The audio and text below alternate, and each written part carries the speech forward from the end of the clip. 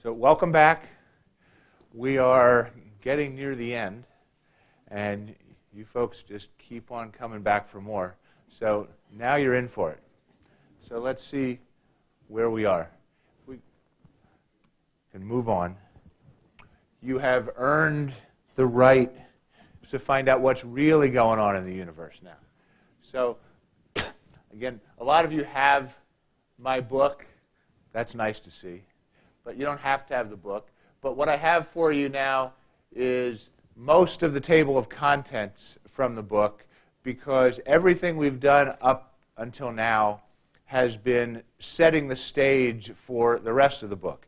What we've done until now has been astronomy, trying to understand why the discovery of planets in the universe beyond our solar system is something that is real now. We know about lots of planets. We're going to study those planets. We are likely to discover in this century whether any of those planets have life on them. And the question before us, I think, is wondering whether the discovery of life on those planets has meaning for us. And one of the ways the discovery of life or the discovery of the absence of life on any or many of those planets has meaning for us would be for us religiously. So in the rest of the book, what I did is I investigated a number of major religions on our planet, because so far we are the only planet on which we know about life, and therefore the only planet which has established religions. And these chapters have most of the major religions on our planet that have been established prior to the 20th century. You'll notice there are no 20th century religions. I avoided the 20th century for all sorts of reasons, but this is where we stopped. So what we're going to do today is begin to go down the rabbit hole, as I promised we would do. The religions that are in bold, Judaism, Islam, Hinduism, Buddhism, Sikhism, and the Baha'i Faith, those are the ones we're going to try to wrestle with today. The other religions that are not highlighted today are either Christian religions or religions that are somehow derived from Christianity in some fashion. And those are the ones that we're going to wrestle with next week.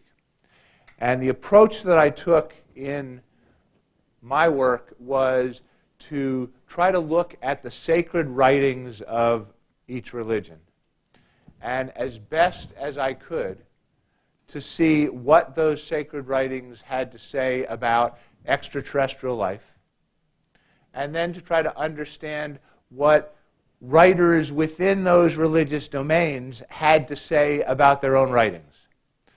So within limits, I tried to stay out of it.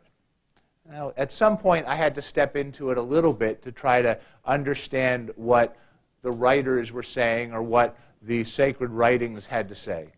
But I was trying to understand what people within those religious domains had to say about their own writings.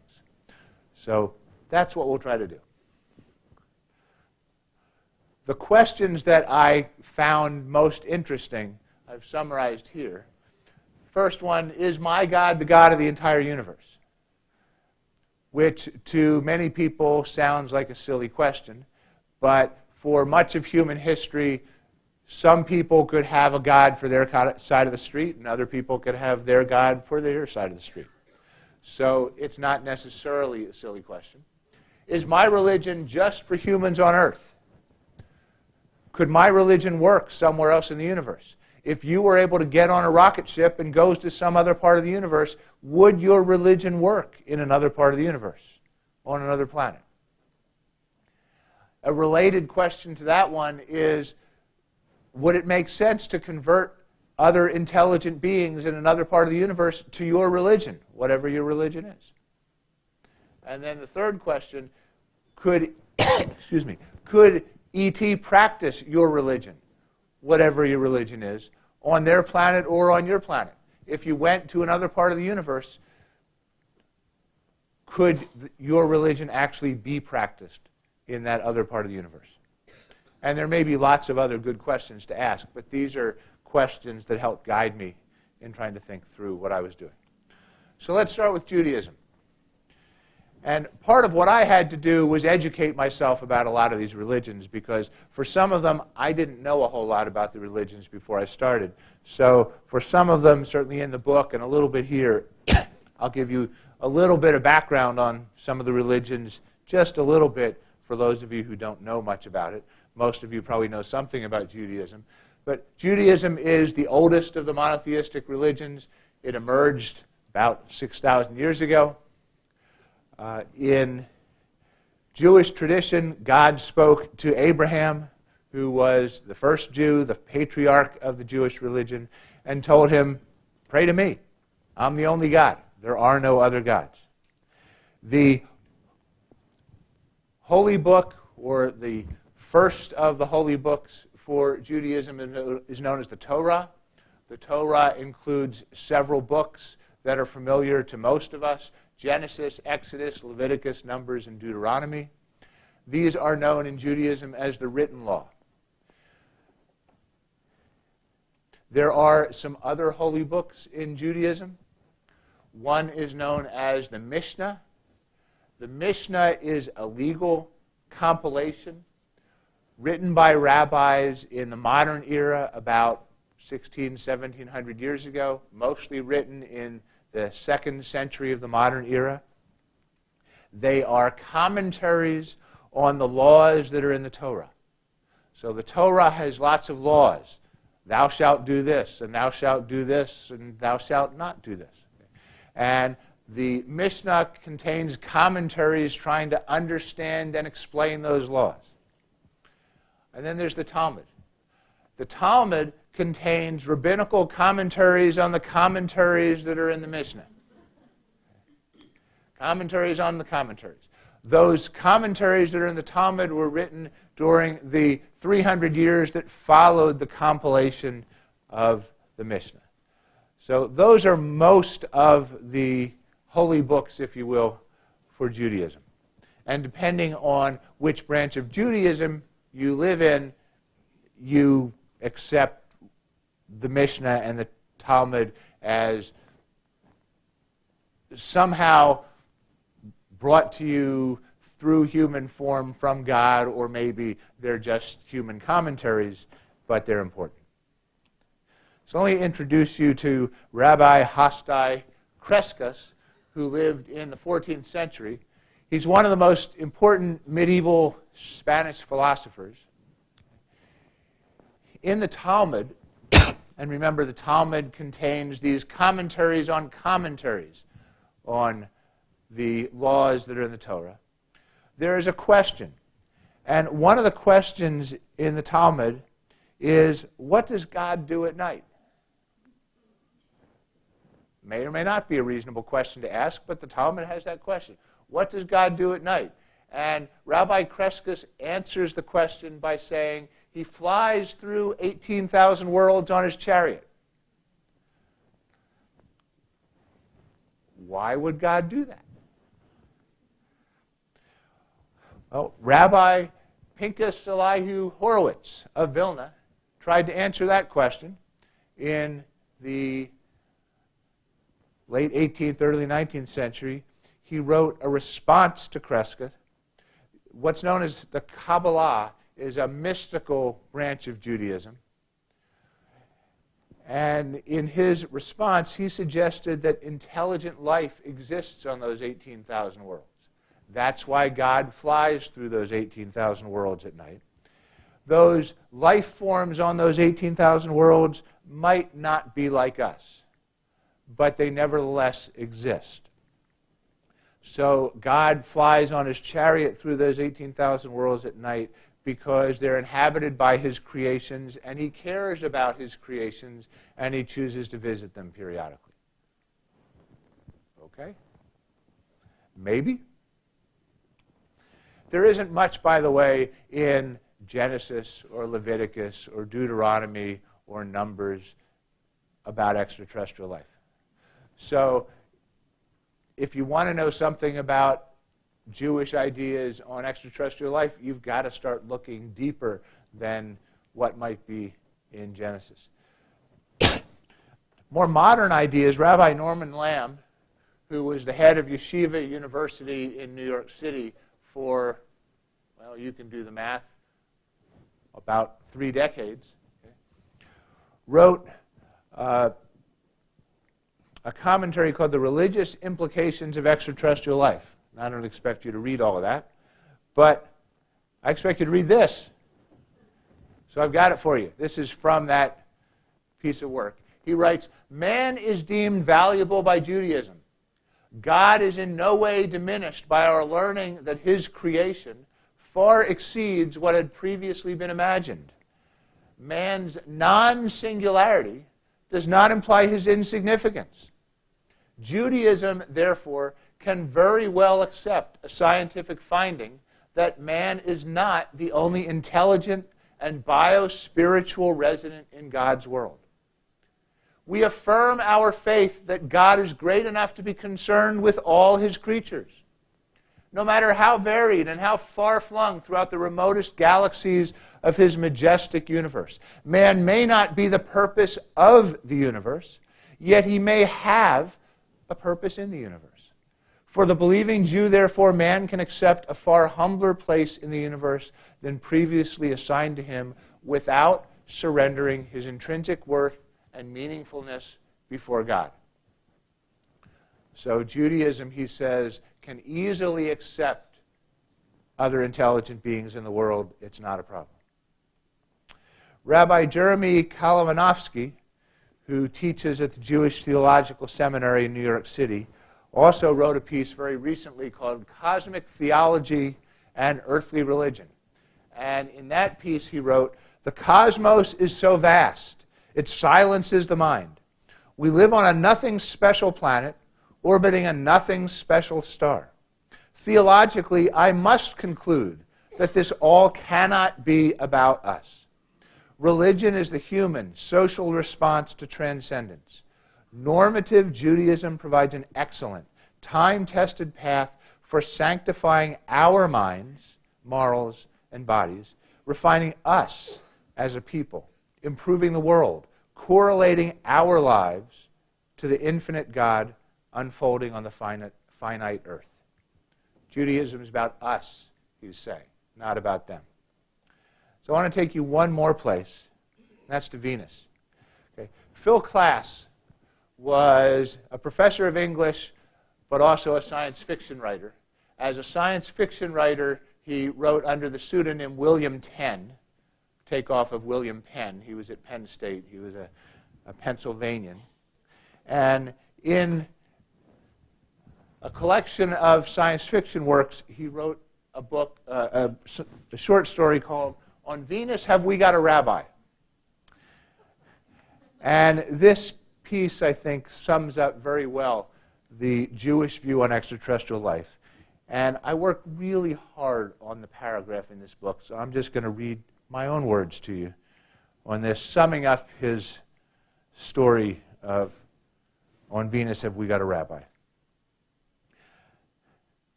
As told by Klass, the Venusian Jewish community has the privilege of hosting the first interstellar Neo-Zionist conference. The Venusian family of Milchik, the TV repairman, has the honor of hosting 3 conference delegates from the 4th planet of the star Rigel. A problem emerges when these delegates from Rigel 4, the Bulbas, turn out not to look much like Milchik or any other Jews at the conference. Instead, they look like brown, wrinkled pillows with gray spots and short tentacles. The conference starts badly. In fact, the conference cannot start because the Committee on Accreditation refuses to seat the Bulbas. Even though the Bulbas have appropriate credentials, the Committee on Accreditation concludes that they cannot be Jewish because they do not look Jewish. In particular, they are not human. The conference is in chaos, unable to seat the Bulbas, but also unable to open because of the credentialing dispute. Rabbi Swalman from Venus is appointed to the high rabbinical court that will decide what should be done. The rabbis think deeply. What would happen, they ask, if humans go deep into space, perhaps to another galaxy even, and we find all kinds of strange creatures who want to become Jews? Suppose we find a thinking entity whose body is nothing but waves of energy. Do we say, no, you're not entirely acceptable? Finally, thanks to the wise counsel of Rabbi Smallman, the high rabbinical court makes a decision. There are Jews, and there are Jews. The Bulbas belong in the second group. Okay? Okay. So the conclusion from Judaism would seem to be there are no limits on God's power. The universe belongs to God, and God can do anything God wants to do with the universe. And maybe there's somebody out there, and maybe there's not, and that's up to God. And go back and study the Torah. That's what your job is to do. Don't worry about it. That's Judaism's approach to things. Islam, a different religion. Islam emerged about 1,400 years ago when the archangel of Revelation, Gabriel, revealed the word of God to the prophet Muhammad. Okay? This is supposed to be the archangel Gabriel, not the prophet Muhammad. Okay? In 622, Muhammad and his followers raced across the Arabian Peninsula from Mecca to Medina, establishing the first Islamic community. The words of the scripture known as the Quran are believed by members of the Islamic religion to be revealed to Muhammad and written down by his followers. So they are the holy words, the scriptural words for members of the Islamic faith. George Washington University scholar of Islamic philosophy, Ibrahim Khalil, wrote these words: the most common attitude towards science in the Islamic world is to see it as an objective study of the world of nature, namely as a way of deciphering the signs of God in the cosmic book of the universe. Natural sciences discover the divine codes built into the cosmos by its creator, and in so doing, help the believer marvel at the wonders of God's creation. From the very beginning, Islam was a religion in which the followers were supposed to study nature and discover and understand nature because God wrote the book of nature. That's how Islam began. And in the first several hundred years of Islam, Islam was a very scientifically advanced religion. For those of you who want to reach way back and remember having to study algebra, you might realize that the prefix al is an Arabic prefix, and algebra was invented by Islamic scholars, by Al-Khwarizmi, many hundreds of years ago. It's his fault you had to study algebra. Okay. Stanford University professor of Middle Eastern history, Ahmad Dalal, wrote these words: almost all sources agree that the Quran condones, even encourages, the acquisition of scientific knowledge and urges people to reflect on the natural phenomena as signs of God's creation. So one would expect that astronomers studying other planets, possibly discovering other worlds with other life forms, would be something that would be encouraged by Islam. Saeed Hossein Nassar is a professor of Islamic studies at George Washington University. He is one of the most influential Islamic historians and philosophers in the world today.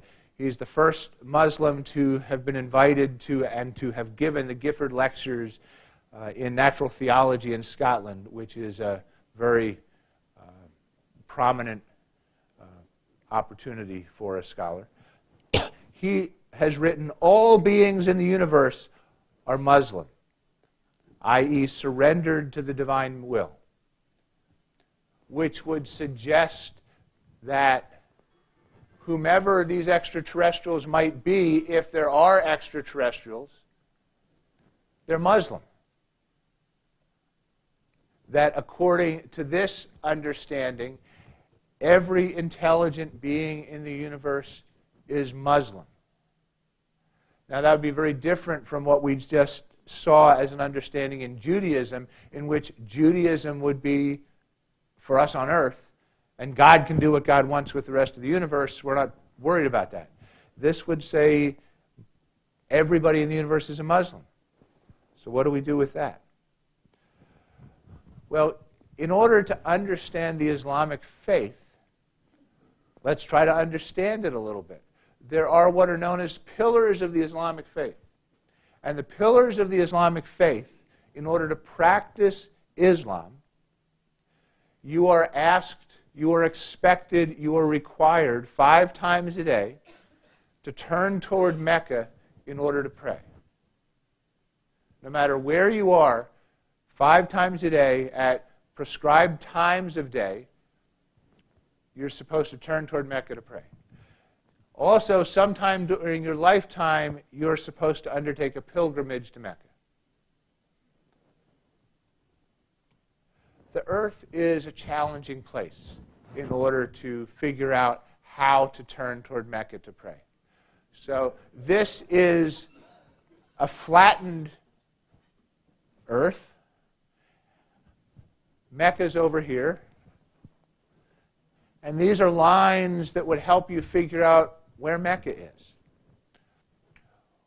When Islamic sailors began plying the seas and the oceans 1,300 years ago, they discovered that figuring out where Mecca was a tough thing to do.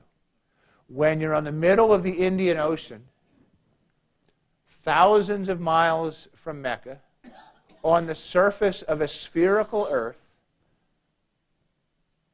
without any land in sight, figuring out where Mecca is a tough problem. They figured it out. They figured out how to navigate by the stars. They understood the earth was a spherical object, and they were on the surface of a spherical planet. And they figured out not only celestial navigation, but they figured out 3-dimensional geometry. And that's why they had to invent algebra. And they figured out how to figure out where Mecca was, no matter where they were on the surface of a spherical planet. But if you happen to live over here, you're in the middle of the Pacific Ocean, there are a lot of different directions to Mecca. And we could argue all day about which is the right direction to Mecca on the surface of a spherical planet. Is it the apparent shortest path? Which is the straight line? Do you look actually over the South Pole to get to Mecca? There are a lot of different directions to Mecca. And there are websites with equations you can find to help you decide, no matter where you are, if you're in Alaska, which direction is Mecca. And Islamic scholars will argue about which is the right direction to Mecca. Well, now, if I put you on a planet that is 100 million light years from the Earth, and if that planet spins in 4.5 hours and orbits a star in 10 hours, so it's spinning and it's orbiting, and you're 100 million light years from the Earth, and 5 times a day, and your day is 4.5 hours, you've got to find Mecca, and Mecca's on the Earth. That's a tough problem. And we're laughing, and I don't mean it to be silly, but it's an interesting problem if you're a practicing member of the Islamic faith, because the pillars of the faith say that's what you're supposed to do. And you're supposed to undertake a pilgrimage to Mecca in your lifetime. And unless you can figure out how to violate the laws of physics, that's going to be a tough job to do. Now, if you've seen the movie Interstellar and you can figure out how to deal with wormholes, maybe you can figure out how to get here, but I don't know how to do that. So the pillars of the Islamic faith would seem to be in conflict with the scholarly comment that all intelligent beings in the universe are Muslims. So what do I do with that? What do we do with that? It's an interesting problem. So we have this question or this problem. Muslims on the earth are practicing the Islamic faith. Is it possible that Muslims on another world are practicing a different faith? Can we tease apart the word Muslim and Islamic faith? Are they necessarily the same thing? That's the question I'm asking. Can you be a member of the Islamic faith on earth as a Muslim? Can you be a member of a different faith on a different world and still be a Muslim? Maybe. Let's look at the scripture, the holy words of the Islamic faith in the Quran. So here we go. And first ask the question, is Allah the God of the whole universe? So these are verses from the Quran. Verse 13 and 16 says, Allah is the creator of all things. He is the one, excuse me, the supreme and irresistible. Verse 39-62, Allah is the creator of all things, and He is the guardian over all things. And verse 2:255, known as the throne verse, perhaps the most famous verse in the Quran, His are all things in the heavens and on the earth. His throne doth extend over the heavens and the earth. And verse 36-83, so glory to Him in whose hands is the dominion of all things. I don't think there's any question. If you read these verses, Allah, the God of Islam, is God of the whole universe, if you are a member of this faith. Do you believe, based on Quranic scripture, that other worlds exist? Well, verse 1-2, praise be to Allah, the cherisher and sustainer of the worlds, plural. There's a hint.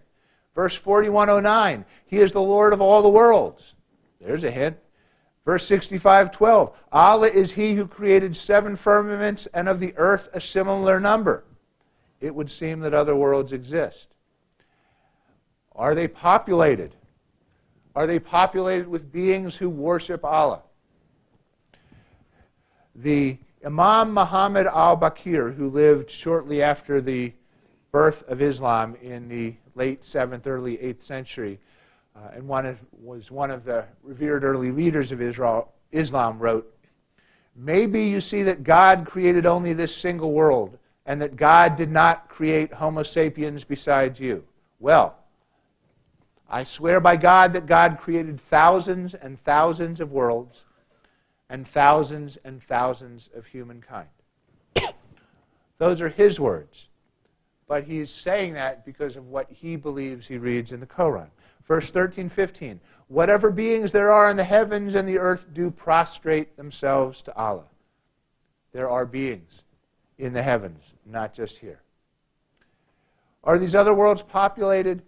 Verse 19, 93-95, not one of the beings in the heavens and the earth, but must come to Allah most gracious as a servant. He does take an account of them all, and hath numbered them all exactly, and every one of them will come to Him singly on the day of judgment. Verse 21-19, to Him belong all creatures in the heavens and on earth. And this word creatures that I have in parentheses, and of course, the Quran's not written in English, so this is a translation. But the word that's translated as creatures is da'aba, and that word, all the translators say that word means creatures with bodies, not angels. These are beings that have physical bodies. They are not angels.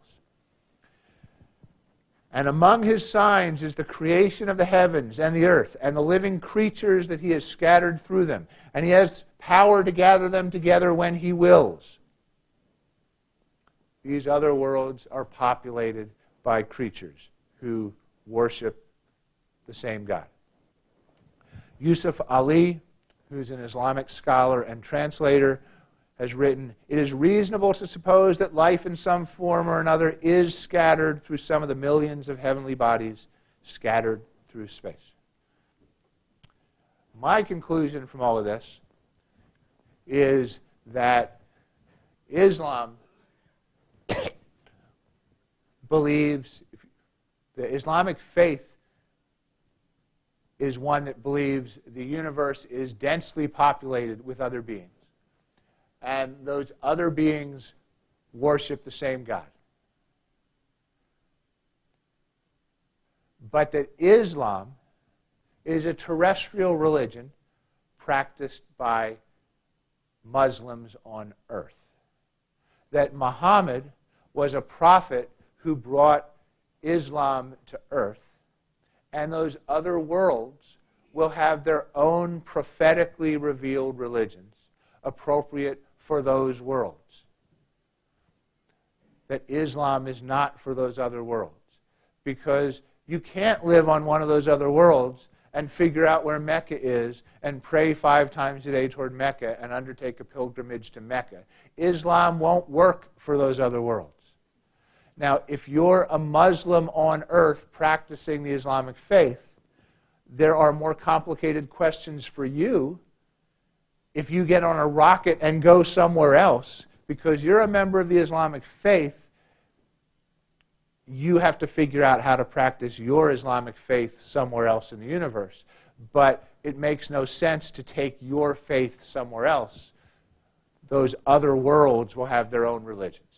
But according to the Islamic faith, they will worship the same God, which actually is probably consistent with Judaism. All right, go somewhere different. Hinduism. We got a lotus flower for you. Right. Hinduism. To understand Hinduism, and for most of us, Hinduism is a little further away from what we know something about. So let me introduce you to a few ideas that are important in Hinduism and important in Buddhism and important in a number of other religions. One is samsara, which I may or may not be saying correctly. Samsara is the endless cycle of birth and rebirth, reincarnation, if you will. There are different levels of life that you believe in if you're a Hindu. When you die, you are then reborn as some other kind of being. And you may be reborn as a higher level of being or a lower level of being. You may be reborn as a god. You may be reborn as a fish. You may be reborn in another part of the universe, as we will talk about. But samsara is this endless cycle of birth and rebirth. Karma is the sum total of all the actions that you undertake during your lifetime and all the consequences of those actions. Together, they create the total ethical quality of your life. And the karma that is the sum total of your life determines what happens to you. It's not personal.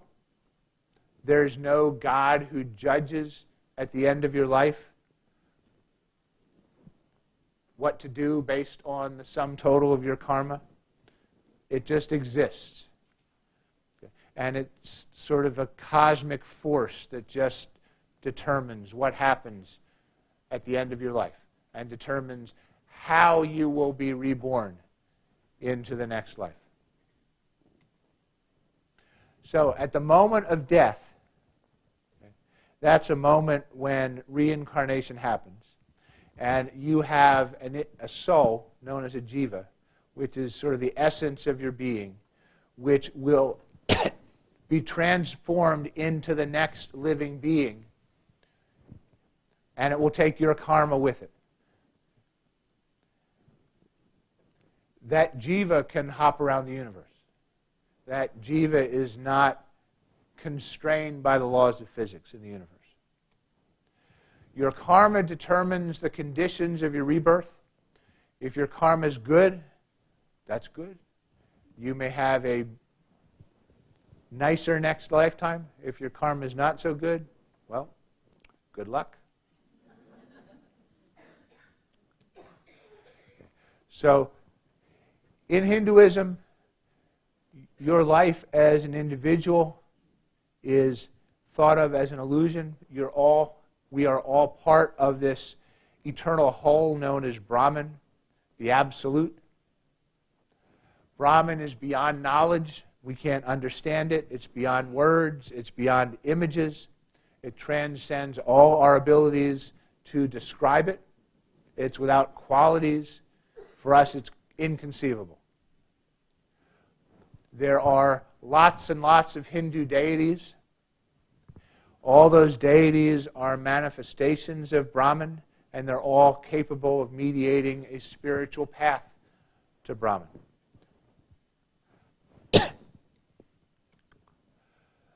For you as a Hindu, what you're hoping to do is escape from samsara. The goal is to escape from samsara, to stop this endless cycle of birth and rebirth. And that is the problem, the existential problem that's at the heart of Hinduism, at the heart of Buddhism, at the heart of Jainism, escaping from this cycle of birth and rebirth. Escaping from samsara is difficult, but it's possible. If you practice Hinduism and you learn to escape from your egoistic self and achieve union with Brahman, you can escape samsara. Now, I can't tell you how to do that. Sorry. Okay. But there are thousands of years of lessons that might help you do that. Right. Swami Prabhupada, not sure if I'm saying that right, okay, who is the founder of what we know of as the Hare Krishnas, the Krishna Society, the International Society for Krishna Consciousness, was a prolific writer, a prolific translator, and he had a lot to say about extraterrestrial life. He wrote, according to Vedic understanding, the entire universe is regarded as an ocean of space. In that ocean, there are innumerable planets, and each planet is called a Dvipa, or island. The various planets are divided into 14 lokas. So according to this tradition, there are 400,000 species of living beings in the universe with human-like forms. And many of them are advanced far beyond any of us. That's what he writes. He wrote a book called Easy Journey to Other Planets. And in that book he wrote, in the material world, the topmost planet is called Satyaloka, or Brahmaloka. Beings of the greatest talents live on this planet. The presiding deity of Brahmaloka is Brahma, the first created being of this material world. Brahma is a living being like so many of us, but he is the most talented personality in the material world. He is not so talented that he is in the category of God, but he is in the category of those living entities directly dominated by God. So Hinduism seems to believe in a richly populated universe with lots of planets, and we could be reincarnated anywhere in this universe. Okay? So reincarnation places no limits on where in the physical universe one could be reincarnated. Okay? Physics is not a problem. So you, when you die, might be reincarnated as some other kind of living being on this planet, but you could also be reincarnated anywhere in the universe as any kind of living being on any other planet anywhere in the universe. So this process of transmigration between living beings is uninhibited by the laws of physics as understood by Hindus. The ideas of karma and samsara apply throughout the universe, so any living being anywhere in the universe, in that sense, is a Hindu or would be affected by these. So any living being in the universe could be reincarnated on Earth. You could have had a previous life anywhere in the universe and shown up here. So those extraterrestrial beings could be just like us. They're struggling to increase their karma or improve their karma so that they can escape samsara as well. That would be Hinduism. So Hinduism would seem to suggest that, in effect, everybody's a Hindu or has the potential to be a Hindu no matter where you are in the universe, and Hindu is a universal concept. Truly universal. Which takes us to Buddhism. Buddha effectively grew out of the roots of Hinduism. So Buddhism is also a religion in which the goal is to escape from the suffering caused by samsara, to get out of this infinite loop of reincarnation. The Buddha who lived in the 6th century BCE was a real person who is understood to have discovered the knowledge that would liberate him from transmigration, to escape from samsara. So he's known as the awakened one. That's what the Buddha means, because he figured this out. What did he figure out? He figured out that there is something called the Four Noble Truths. The Four Noble Truths of Buddhism, that life is about suffering. That suffering is caused by human desire. That the cessation of desire, which is achieving nirvana, ends your suffering. And that the enlightenment that's necessary for reaching a state of nirvana is found by following the Noble Eightfold Path. And he figured out what that Noble Eightfold Path was, and he taught it to his disciples. And if you are a Buddhist, you then try to follow that Noble Eightfold Path so that you too can escape from samsara.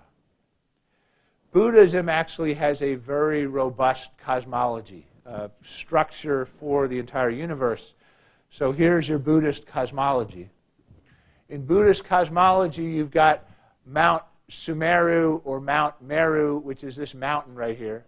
Above the mountain, there's a ring of stars with the sun and the moon. Mount Sumeru has a root that plunges down. Below that are a number of hells. There are hot hells and cold hells. The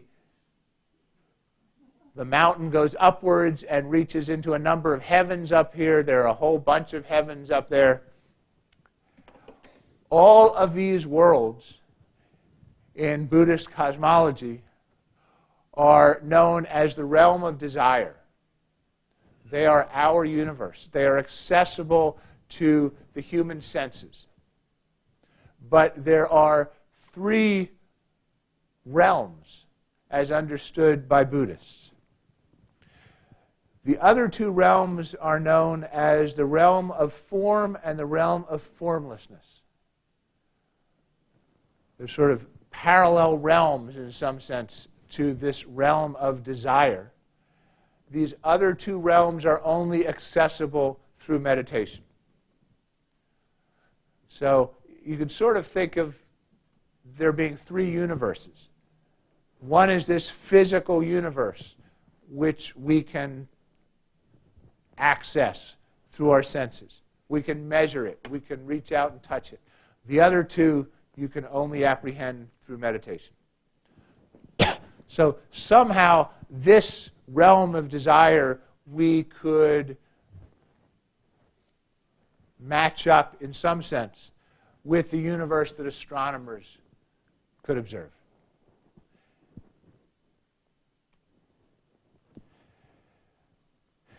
In a book known as the Numerical Discourses of the Buddha, Anguttara Nikaya, if I've said his name right, wrote these words: "As far as these suns and moons revolve, shedding their light in space, so far extends the 1,000-fold world universe. In it there are thousands of suns, thousands of moons, thousands of inhabited worlds of varying sorts, thousands of heavenly worlds of varying grades. This is the thousand-fold minor world system. Thousands of times the size of the thousand-fold minor world system is the twice 1,000 middling world system. Thousands of times the size of the middling world system is the thrice 1,000 great cosmos. The Buddhist universe is imagined to be larger than anything we can possibly imagine, and populated infinitely far with creatures.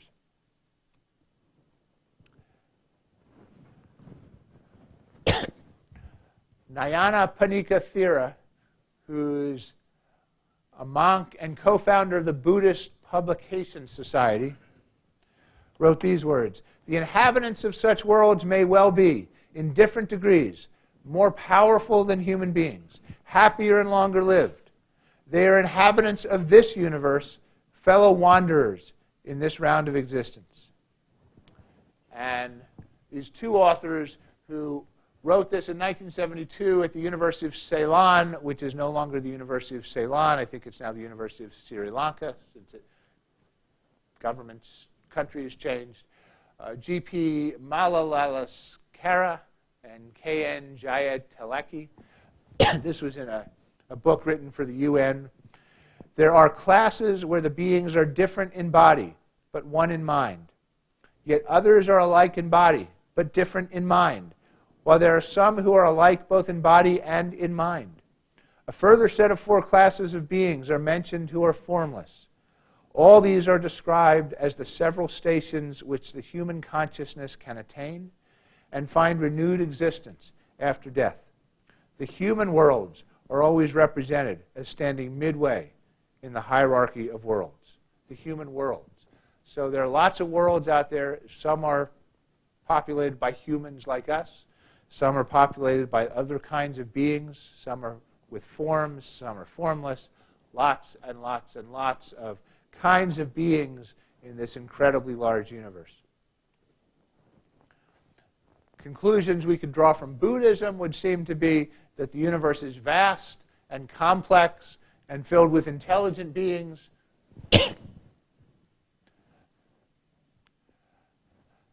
But if you're a Buddhist, you wouldn't be much concerned with extraterrestrials because, and I've got a quote here, "The purpose of the Buddha's coming to this world was not to measure the circumference of the world and the distance between the earth and the moon, but rather to teach the Dharma, to liberate sentient beings, to relieve sentient beings of their sufferings." Which is just a little bit different from Hinduism, just a little bit different, in that this thing called Buddhism, following the Eightfold Path, would seem to be for us. That the whole universe might be full of beings that are reincarnated beings, but the path found by the Buddha would seem to be for us down here.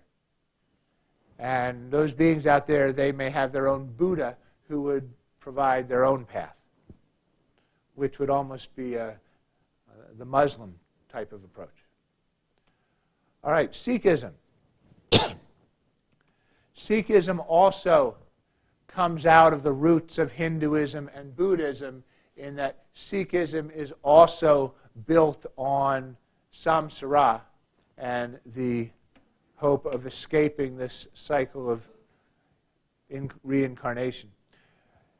Sikhism emerged more recently in the 15th century in the Indian Punjab, which is this northern section of India. There are about 27 million Sikhs around the world. The first living guru, as he is known, Guru Nanak, lived about 550 years ago, and as understood by Sikhs, brought and delivered the word of God to earth, beginning in about 1499. There were 10 living gurus. The last living guru left behind a holy text known as the Sri Guru Granth Sahib. And the Sri Guru Granth Sahib is thought to be the 11th Guru and is the supreme authority and head of the Sikh religion. And that's a holy text. That's the book that's left behind. There are a number of requirements for Sikhs that govern their behavior. We're most familiar with the turbans. Male Sikhs are required to wear turbans. If you're a devout Sikh, you're not supposed to cut any of the hair on your body, so you see the long beards, the long hair. Sikhs do believe in samsara, like the Hindus, like the Buddhists. When you break out of that cycle, your soul becomes one with God. That's as understood by Sikhs. If you're a Sikh, you believe you can reach this moment of spiritual unification by demonstrating your devotion and knowledge to God and by being charitable and performing acts of service to your community. All right, so now a lot of words for you from the Sri Guru Granth Sahib. So this is the 11th Guru. These are presumed to be the words of God brought to earth by the Gurus. When he so willed, he created the world. Without any supporting power, he sustained the universe. He created the creation and watches over it. He formed the planets, solar systems, nether regions, and brought what was hidden to manifestation. He established the earth, the sky and the air, the water of the oceans, fire and flood. He created the moon, the stars and the sun, night and day and mountains. He blessed the trees with flowers and fruits. He created the gods, human beings, and the 7 seas. Many millions are the moons, suns, and stars. Many millions are the beings of so many descriptions. Many millions are the fields of creation and galaxies. Many millions are the etheric skies and the solar systems. Many millions are created in various forms. So many worlds beyond this world, so very many. The names and the colors of the assorted species of beings were all inscribed by the ever-flowing pen of God. You alone are the Lord of so many thousands of worlds. So these scriptural texts would seem pretty strongly to suggest that there are lots of worlds created by the one God who populated those worlds. And we are simply one of those worlds. However, in the midst of these, he established the home as a home for Dharma. Upon it, he placed the various species of beings. Their names are uncounted and endless. By their deeds and their actions they shall be judged. Which suggests Sikhism is just a terrestrial religion. The earth is the home for Dharma, okay, for Sikhism. Dharma is not for the rest of the universe. So the universe is populated according to these beliefs, according to these sacred writings. The universe is populated with worlds that were created by the one God worshipped by Sikhs. But the religion of Sikhism is not for the rest of the universe. The religion of Sikhism is for Sikhs on the earth. Dharma was for the earth. All right. One more religion for us today, and that's the Baha'i Faith, for which I was least familiar. The Baha'i Faith is a recent religion. It emerged in the 19th century, mid-19th century.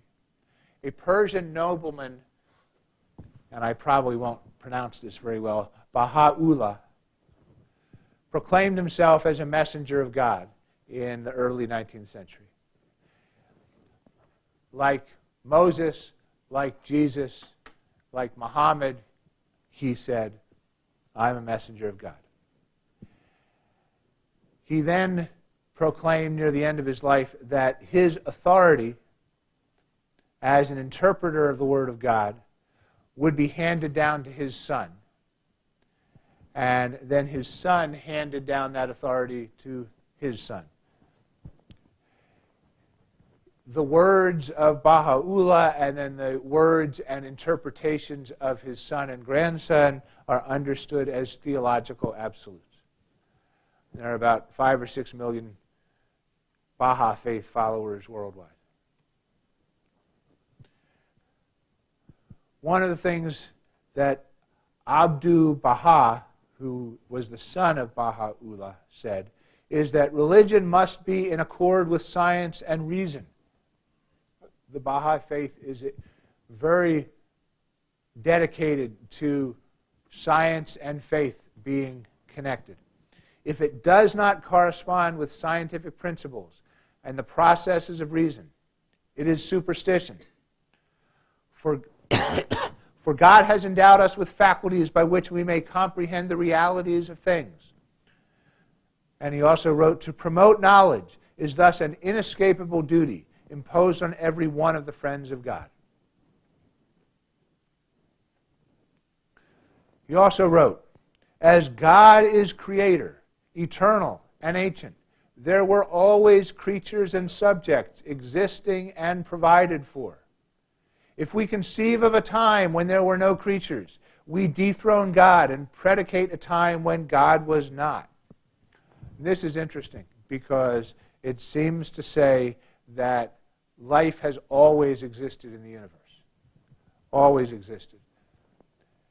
And if you put science and faith together, our understanding of astronomy says the Earth has not always existed.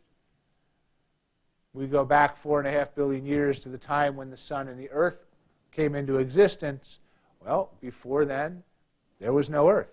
But according to this, there was no time before there were no creatures. Therefore, before the sun and the Earth existed, there were creatures in the universe. They must have just been somewhere else. And before life emerged on the Earth, even after the Earth came into existence, there had to be other places where life existed. Second quote here. There have been many holy manifestations of God. 1,000 years ago, 200,000 years ago, 1 million years ago. All that we can say is that this terrestrial globe at one time did not exist. And at its beginning, man did not appear upon it. But from the beginning, what has no beginning, to the end which has no end, a perfect manifestation always exists. Therefore, it cannot be imagined that the worlds of existence, whether the stars or this earth, were once inhabited by the donkey, cow, mouse, and cat, and that they were without man. This supposition is false and meaningless. So, this strongly seems to suggest that there has always been a time, infinitely far back in time, when there were planets not just with unintelligent beings, because that presumably is what the donkey, cow, mouse, and cat are, but with human manifestations on them, intelligent beings capable of worshiping God. The earth has its inhabitants. The water and the air contain many living beings, and all the elements have their nature spirits. Then how is it possible to conceive that these stupendous stellar bodies are not inhabited? Verily they are peopled, but let it be known that the dwellers accord with the elements of their respective spheres. These living beings do not have states of consciousness like unto those who live on the surface of this globe. The power of adaptation and environment molds their bodies in states of consciousness, just as our bodies are suited to our planet. The writer was very conscious when he wrote this of racial issues on our planet, and that we are not all alike, and that the color of our skin is not what makes us human and makes us worthy before God. And therefore the shapes of our bodies are not what makes us worthy before God. And these creatures on other worlds could be very, very different. So when he says manifestations, he doesn't mean they have to look like us with 2 arms and 2 legs and 2 eyes. They just have somehow the spirit and intelligence that makes them like God. So, the Lord God of all is God of all the worlds, which are, in His words, countless without number. The other worlds will have intelligent beings made in His words, the image and likeness of God. But the standard for Him of image and likeness is intelligence and spirit. Human manifestations existed on other worlds in ages long before humans lived on the earth.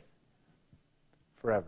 The universe is densely populated both in time and in space. Infinitely far back in time and everywhere. So that's what we've got so far. We have taken a look at Judaism. Judaism would be happy with any life that astronomers discover anywhere in the world and would say, that's pretty cool, now go back and study the Torah. Okay. Islam would be comfortable with astronomers discovering extraterrestrial life. That would be just fine. And in fact, Islam would expect there to be life elsewhere in the universe. But what I think we've found is that the Islamic faith is a terrestrial religion, even though the God of Islam may be understood by members of the Islamic faith to be God of the whole universe. In the same way for Judaism, the God of Judaism would be understood to be the God of the whole universe, created the whole universe, but Judaism's for people on earth. Hinduism, the whole universe participates in samsara, in reincarnation. As a Hindu, you could be reborn, reincarnated anywhere in the universe. The universe is full of life. If you're a Hindu, you certainly would not be surprised if astronomers discovered life on other planets. You'd probably be pretty surprised if we didn't find life on other planets.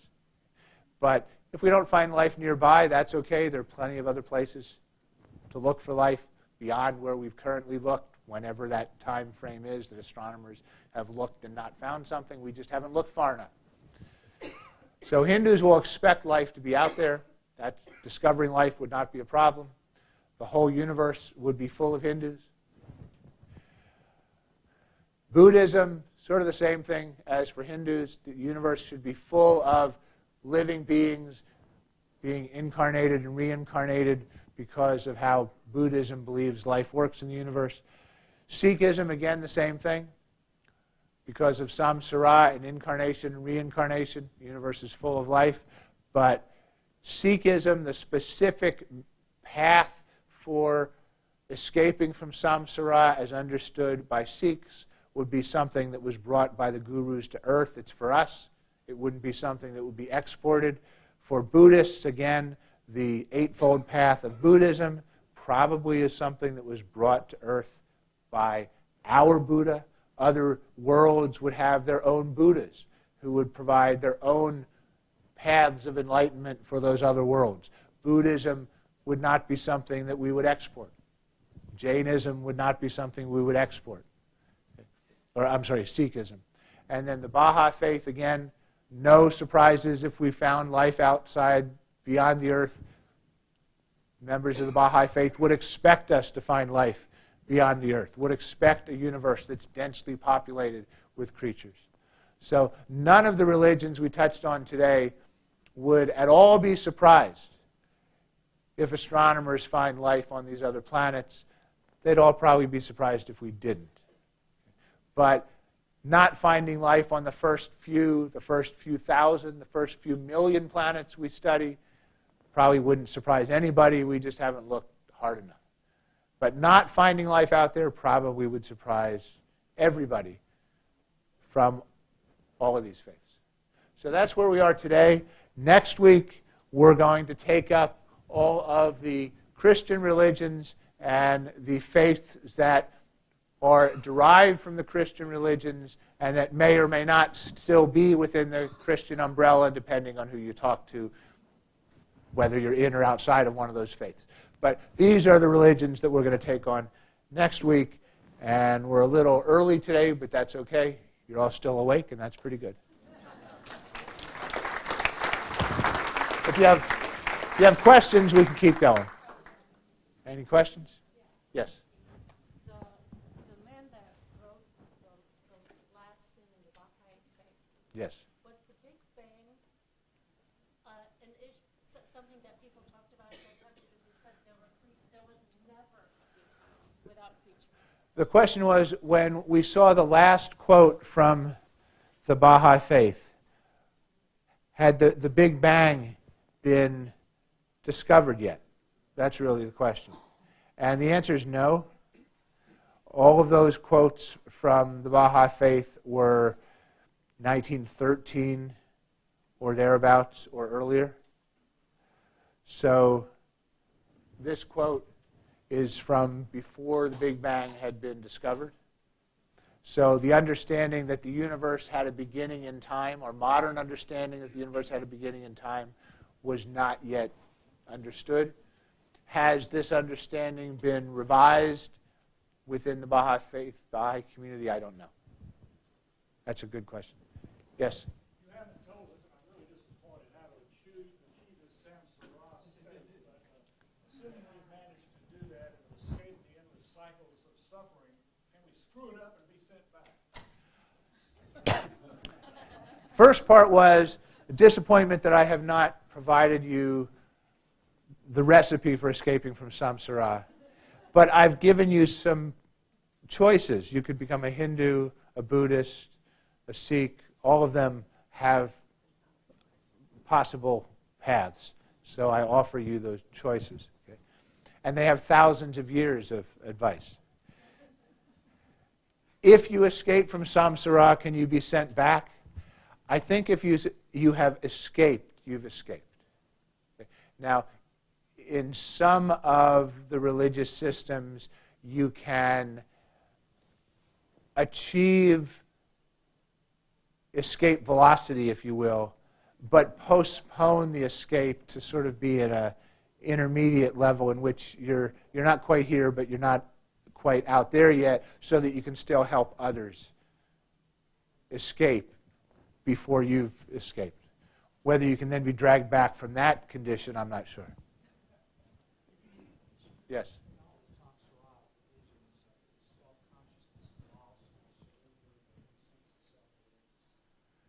In the religions in which samsara is involved, you lose self-consciousness.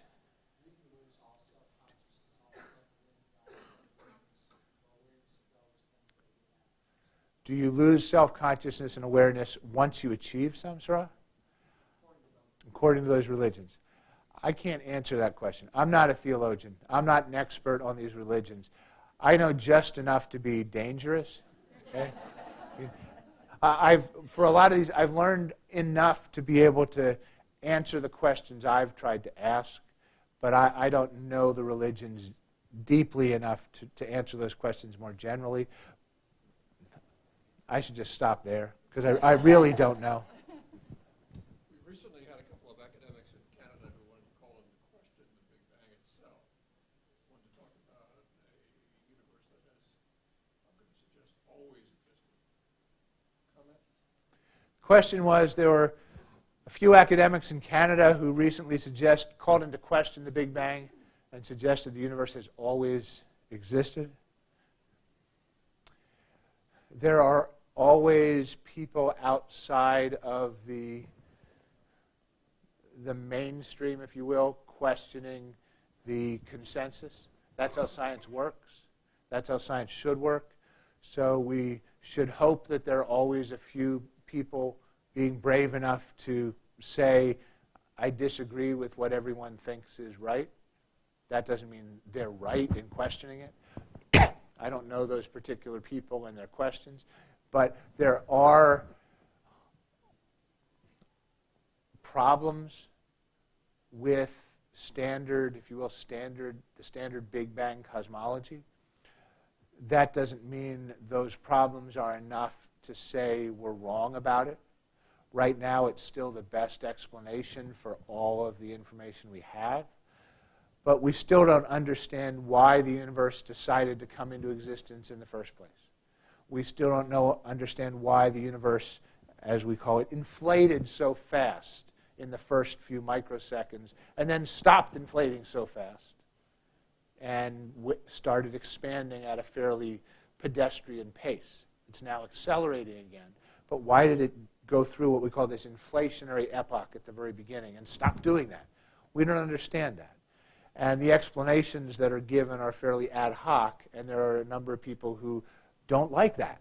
And that's reasonable that they don't like that, so they question the theory, but there's no viable alternative right now. But there are questions, and there should be questions. Now, when did the Big Bang theory come into being? When did the Big Bang theory come into being? The discovery that the universe was expanding was first made in 1929 by Edwin Hubble. And by the mid-1930s, everyone agreed that the measurements that showed all the galaxies were flying apart was incontrovertible. Now we had to explain why the galaxies were all flying apart. And with all the galaxies flying apart, you can run the movie backwards, and if you run the movie backwards, they all come together, which suggests a beginning in time. And now you've got to explain that beginning in time. That's where the Big Bang comes from. The words the Big Bang were first coined, I think, in 1952 on a British radio show by Fred Hoyle, who was trying to get rid of the idea because he didn't like the idea. And he thought those words would make it sound so stupid it would go away. That didn't work, okay? So we still have the words. But that's where when the idea came into existence and when the words came into existence, the physics in explaining the Big Bang have been put together piece by piece by piece over the last 50, 60 years. And it's still being put together. And it's still being argued about. There are some pieces of it that everybody agrees with. And there are other pieces of it that we don't quite understand. But the big picture, if you will, of the Big Bang, that the universe is expanding, that the universe began as a very hot, dense, small thing early on, that part of it we all agree with. What exactly the details were like at the very, very beginning, that we argue about. And what came before the beginning, we can argue about. Then we're really into the theology. So I think we're probably out of time. I'm happy to answer more questions, but we'll do that off the books.